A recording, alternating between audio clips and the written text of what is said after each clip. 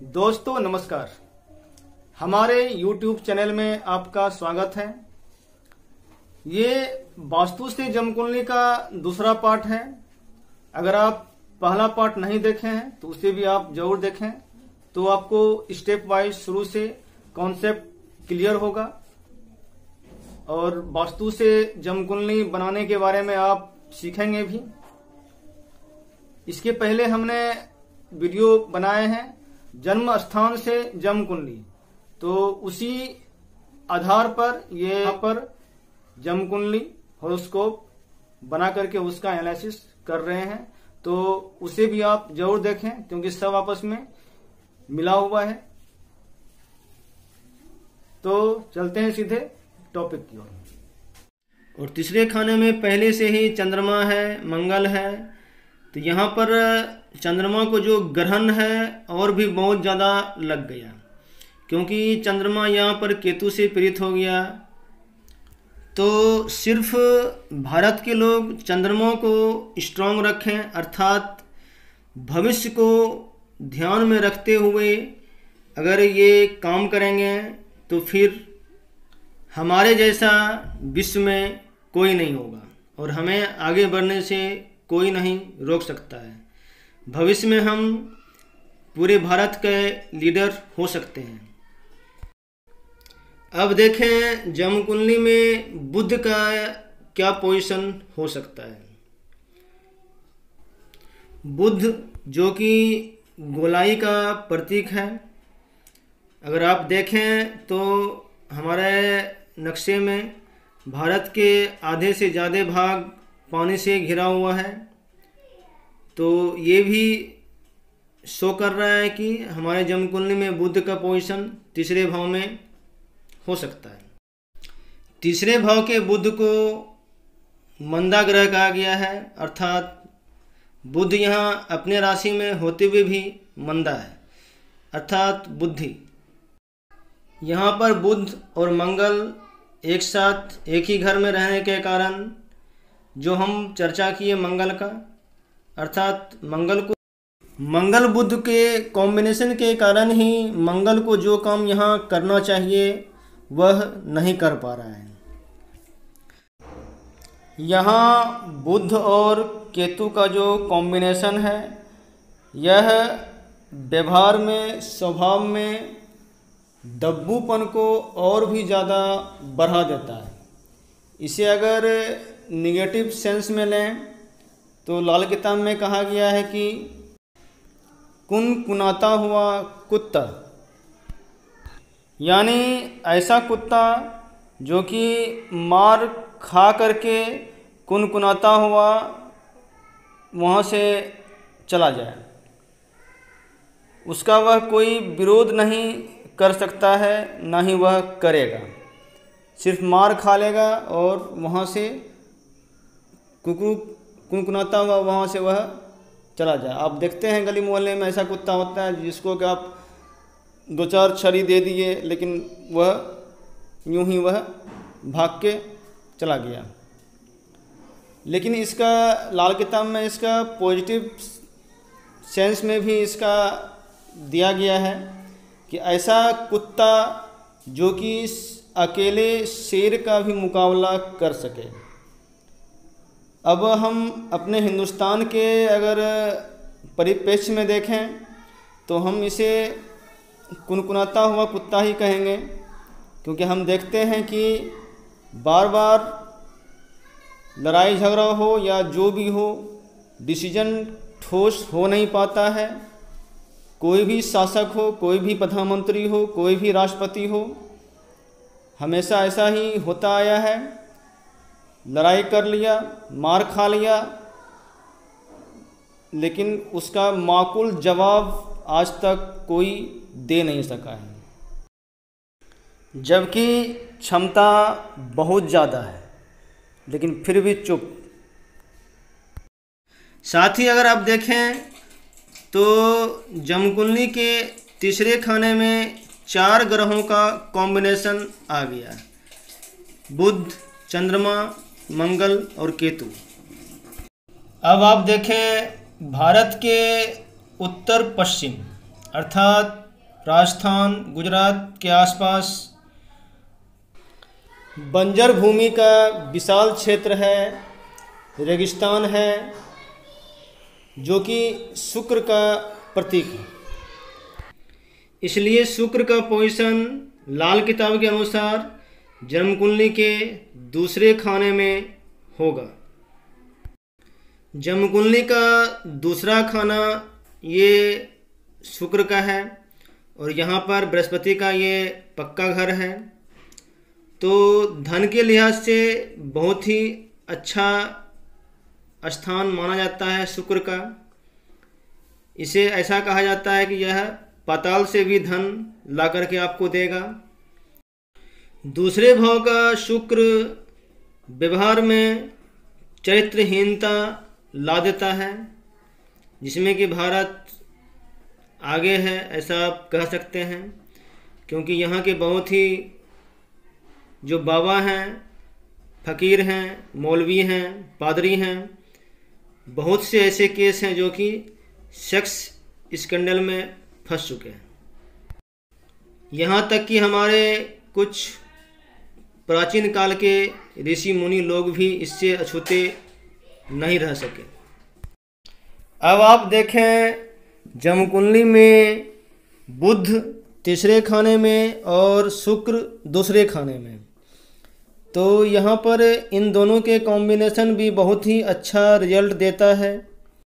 नारी ज्योतिष के अनुसार बुध शुक्र दूसरे या तीसरे भाव में हो एक साथ, या अलग अलग बुध और शुक्र अलग अलग दूसरे और तीसरे भाव में हो, तो ये दोनों तरह के कंडीशन ये शो करते हैं कि जातक बहुत ही ज़्यादा आध्यात्मिक होगा, बहुत ही ज़्यादा ज्योतिषी होगा और धार्मिक प्रवृत्ति का होगा।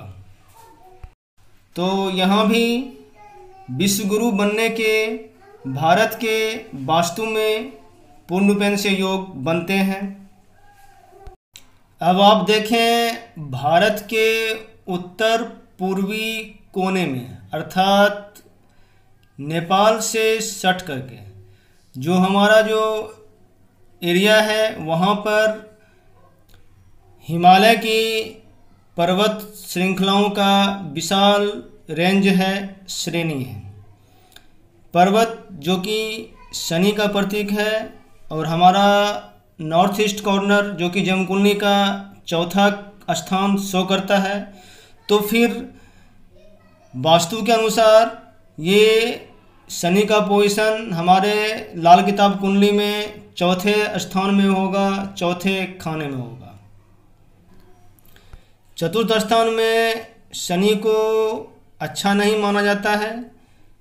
चौथे भाव के शनि को पानी में रहने वाला सांप कहा गया है, जो कि यहाँ पर पानी जो कि चंद्रमा का प्रतीक है और शनि जो कि सांप का प्रतीक है, तो शनि और चंद्रमा के कॉम्बिनेशन से भी एक नेगेटिविटी का भाव आता है।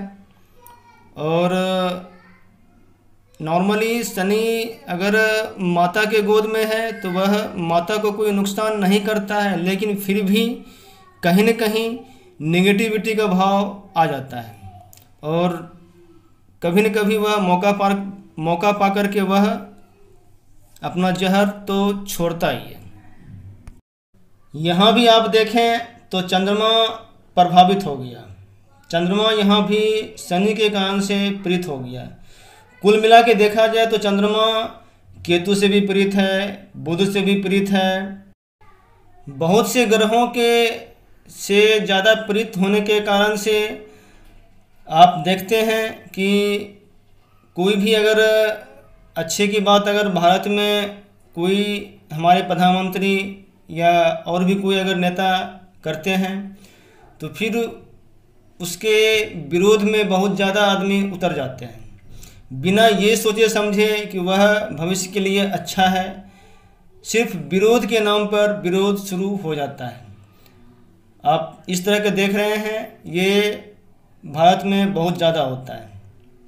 चाहे वह अच्छा हो फिर भी उसका विरोध करेंगे। शनि यहाँ पर अपनी माँ के घर में है, अर्थात माँ के गोद में है।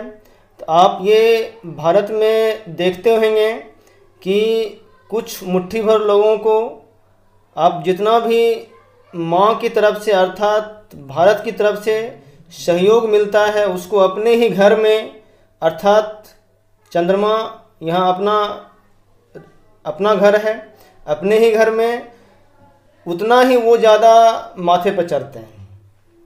क्योंकि शनि जो है, जो सांप जो है, वह तो अपना जहर तो नहीं छोड़ेगा। वह भले वह गोद में बैठा हुआ है, अपनी माँ के गोद में बैठा हुआ है, लेकिन फिर भी वह माँ को ही छलनी कर देगा। और वही हो रहा है जो आप देख रहे हैं भारत में।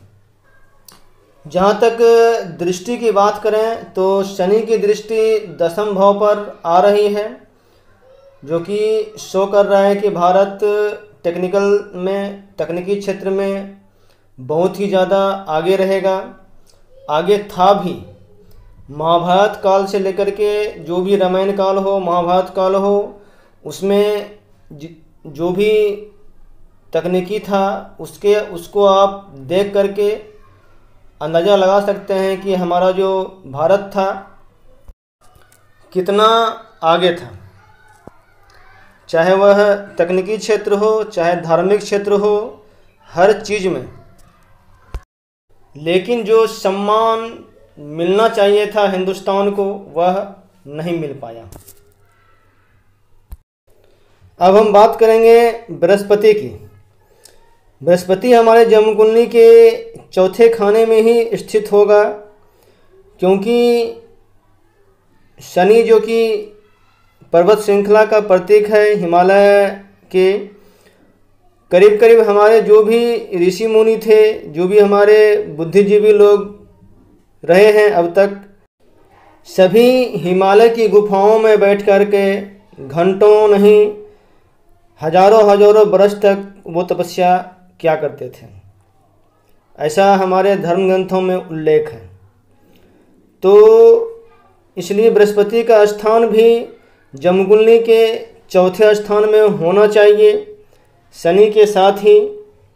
और हम जानते हैं कि चौथा स्थान बृहस्पति का अब उच्च राशि है, अर्थात जो गुरु है वह कर्क राशि में बैठा हुआ है, और इसमें यहाँ पर बहुत ही ये अच्छा रिजल्ट देता है। बृहस्पति यहाँ चंद्रमा के घर में है, तो बृहस्पति यहाँ पर कुल मिलाकर के चंद्रमा और गुरु के कॉम्बिनेशन अर्थात गजकचरी योग जैसा इफेक्ट डालता है। अब आप सोच सकते हैं कि हमारा भारत कितना समृद्धशाली था और अभी भी है और आगे भी रहेगा। इतने अच्छे ज्योतिषीय गुणों के कारण ही हमारा भारत विश्वगुरु था और आगे भी रहेगा। अब यहाँ पर आप देखें, जन्मकुंडली के चौथे खाने में बृहस्पति और शनि के कॉम्बिनेशन के कारण यहाँ पर शनि का जो अशुभ प्रभाव था वह बहुत हद तक यहाँ पर कम हो गया बृहस्पति के प्रभाव से। तो कुल मिला के देखा जाए तो यहाँ पर लाख जो डिमेरिट हमारे हिंदुस्तान के वास्तु में हो, लेकिन शुभ प्रभाव भी इतने ज़्यादा हैं कि इन्हें कोई भी बाल बांका नहीं कर सकता है। और नॉर्मली शनि के साथ बृहस्पति उत्तम भाग्यवर्धक योग बनाता है। अब आप देखें, लाल किताब कुंडली में सूर्य महाराज का कौन सा स्थान हो सकता है।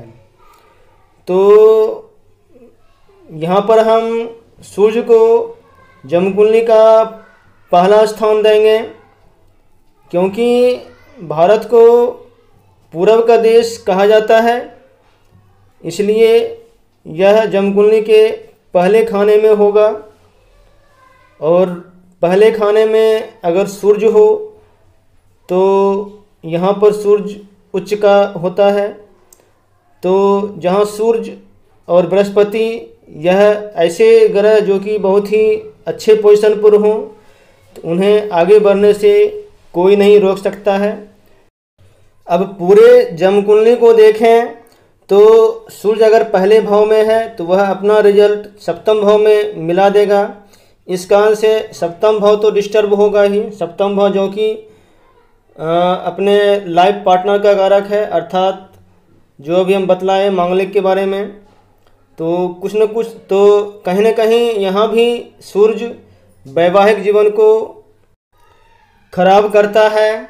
और साथ ही यहाँ अगर सूर्य स्ट्रॉन्ग हो, सूर्य अगर अपने उच्च राशि में है, तो यह व्यक्ति को सत्यवादी बनाता है। वह झूठ बर्दाश्त नहीं करेगा, हमेशा वह न्यायप्रिय होगा, इंसाफ उसके हाथों से होता रहेगा और किसी को वह आंख नहीं दिखाएगा। यूँ तो उसके अंदर ये क्षमता तो ज़रूर होगा कि वह दूसरे को अपने अधीन कर ले, अपने अधीन रखे, लेकिन अपने शक्ति का वह दुरुपयोग कभी नहीं करेगा। और साथ ही अगर कोई दूसरा आदमी अगर उसको अपना शक्ति दिखाए, आँख दिखाए, तो फिर उसका माकूल जवाब देने में भी यह पीछे नहीं रहेगा। और आप देख रहे हैं कि भारत की नीति हमेशा यही रही है। आप नरेंद्र मोदी के भी मुंह से सुने होंगे कि हम कभी आँख नहीं दिखाएंगे, लेकिन अगर कोई आँख दिखाए तो फिर उसकी आँखें हम निकाल लेंगे। आप जमकुंडली को भी अगर देखें तो सूर्य अपने घर में, शुक्र अपने घर में, और यहाँ पर तीसरे खाने में 4 ग्रह और चौथे खाने में 2 ग्रह।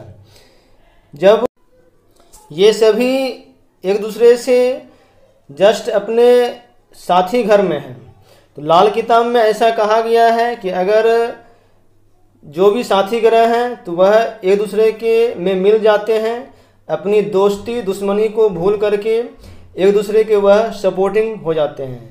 आपस में किसी भी तरह का बैर भाव अगर हो भी तो वो खत्म हो जाता है। तो इस दृष्टिकोण से भी देखें तो ये सारे ग्रह आपस में मिले जुले हुए हैं। फिर वहीं अगर देखें आप तीसरे खाने में जो 4 ग्रह हैं, उस चारों का जो दृष्टि है वह 9वें खाने में आ रहा है। मीन्स यहाँ अगर मंगल जो है वह अपना प्रभाव राहु में मिला रहा है, चंद्रमा अपना प्रभाव राहु में मिला रहा है, केतु अपना प्रभाव राहु में मिला रहा है, बुध अपना प्रभाव राहु में मिला रहा है।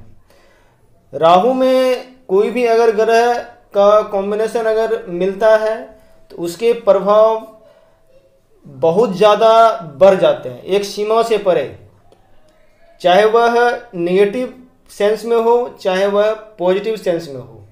दोनों सेंस में वह अनलिमिटेड उनका जो ताकत होता है वह बढ़ जाता है, क्योंकि राहु जो है वह एक सोचने का लहर, दिमागी लहर है। बहुत ज़्यादा ये ऊंचाई तक भी जा सकता है और बहुत ज़्यादा यह गर्त में भी लेके जा सकता है।